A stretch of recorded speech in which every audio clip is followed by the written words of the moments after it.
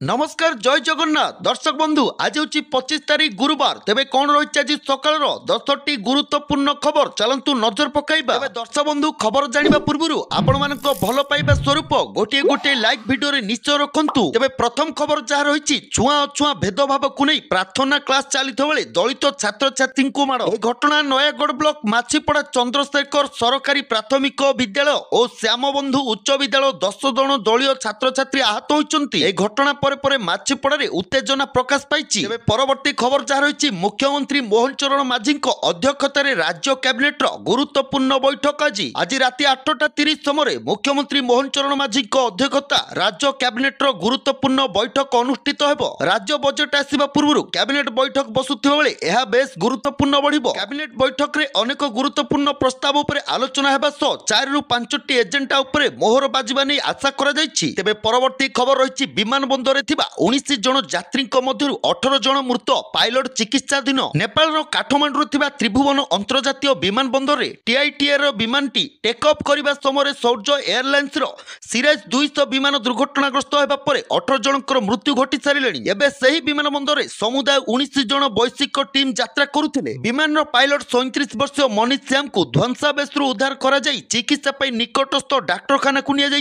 परवर्ती खबर जहाँ रही घूर्णिबल प्रभाव में आगामी 3 दिन जाए प्रबल वर्षार संभावना रही। मध्य प्रदेश और पार्श्ववर्ती अंचल लघुचाप क्षेत्र दुर्बल होती किंतु यह झारखंड और यार पार्श्ववर्ती अंचल में आउ एक घूर्णिबल सक्रिय रही। आज उत्तर ओडिशा रे केतक स्थान में प्रबल अति प्रबल वर्षार संभावना रही बेले आउ 3 दिन पर्यंत प्रबल वर्षार संभावना रही। सुंदरगढ़ केन्दुझर मयूरभंज बालेश्वर भद्रक में प्रबल अति प्रबल वर्षा नहीं आकलन कर झारसुगुड़ा बरगढ़ संबलपुर देवगढ़ अनुगुल ढेंकानाल जाजपुर में प्रबल वर्षार संभावना रही।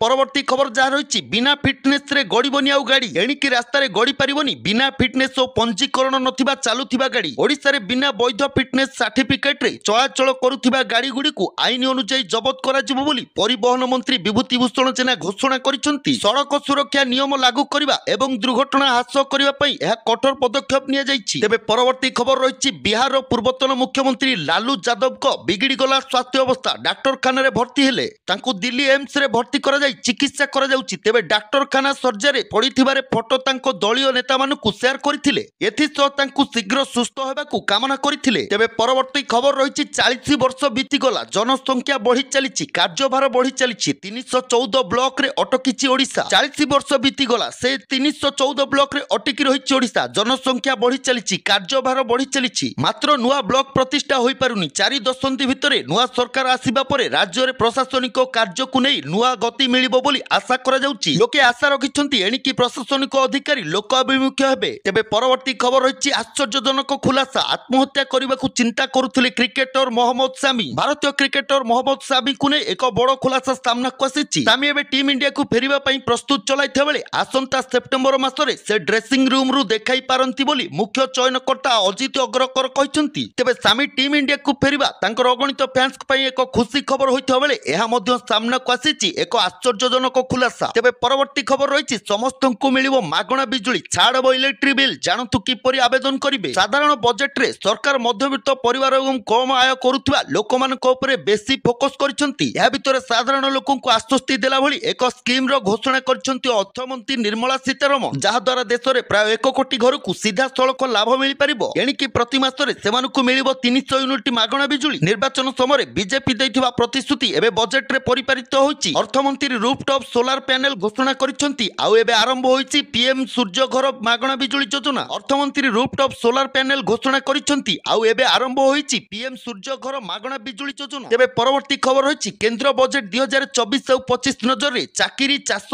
फसल डिजिटल सर्वे करा जिवो। बजेट रे युववर्ग को चाकरी प्रदान करबा लागि अनेक पदक्षेप घोषणा करा जायथिबा बेले चाषी को प्राधान्य दिया जायछि। फसल डिजिटल सर्वे करबा पई 5टी राज्य रे किसान क्रेडिट कार्ड प्रदान करबा को घोषणा करा जायछि। तेबे कृषि उत्पादकता को वृद्धि और जलवायु सहनशील प्रजाति विकास मध्य ध्यान देवा पई कृषि गवेषणा व्यवस्था को समीक्षा करा जिवो। तेबे दर्शक बंधु एथला आज सकाळ 10टी गुरुत्वपूर्ण खबर जदि आपण मानकु इनफॉर्मेटिव लागि थाए निश्चित रूपे हम वीडियो गोटे लाइक करी चैनल सहित जोड़िबा पई चैनल को सब्सक्राइब करी पाखर थिबा बेल आइकन को दबाई दियंतु।